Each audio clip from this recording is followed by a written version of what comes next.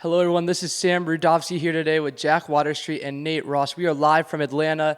Happy 2023. The clock struck midnight at the end of today's Chick-fil-A Peach Bowl, but it was Georgia who eventually took home the win 42-41 against the Ohio State Buckeyes to solidify their spot in another college football final. I'll go to you. What are your thoughts on this game? I mean, it's just, you have to say, it's a game of runs, all right? You had Ohio State going up early 21-7, and then Georgia came back right back late in the game, went up 38-24. But the thing is, both teams were able to rebound from that and tie it up. But the thing is, Georgia was just a little bit better today. All right, Ohio State, they were good, but they had moments where they showed that they were the weaker team. I mean, Stetson Bennett 400 yards, C.J. Stroud 50 yards. But the thing is, there's two great, unbelievable quarterback performances today, but and both weren't just going to one receiver. They had multiple guys. It wasn't just Marvin Harrison on the Ohio State side. They found a ton of receivers to get those 350 yards passed through the air. All right, you had Stetson Bennett, ton of different players to get the 400 yards through the air.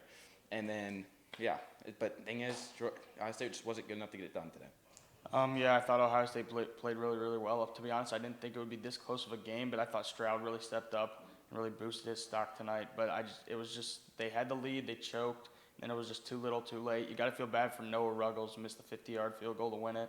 Really great career for him, and senior last kick, biggest stage of his life, and he missed it. But, I'm sure his whole career, it all worked out. Yeah, that brings me to our next point. Noah Ruggles is a superstar. He's been kicking for Ohio State for years, and eventually his entire career came down to that kick to extend it to one more game. He's never made a 50-yarder in his career. So who does that fall on? Is that Noah Ruggles' fault for missing it left, for pulling it wide as the clock struck midnight? Or does that fall on C.J. Stroud for not giving him a better opportunity and a better chance at a field goal? Who should be blamed for that miss? I feel like, it's not really anybody's fault. You can say it's Ruggles' fault because he missed it, but it's just how the game works sometimes. All right, you aren't always going to get the easiest kick. You aren't always going to get the perfect snap. It's just how the game works. All right, and then that's just all there is to say. But it's nobody's fault. It's just how the game works. Yeah, I'd also say it's nobody's fault really, but Ohio State had Georgia in the position they wanted them to be in. They had the last call if we won the game, and it just went wide left, and there was nothing you could do about it. You're not going to have the perfect snap. You're not going to have the perfect hold. Not everything's perfect, but a 50-yard is really hard to make, especially on that big of a stage.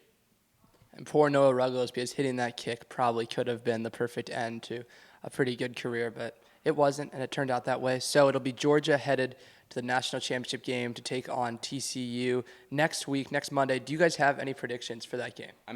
Listen, I've been a big fan of TCU all year, but I just got to say it's going to be Georgia.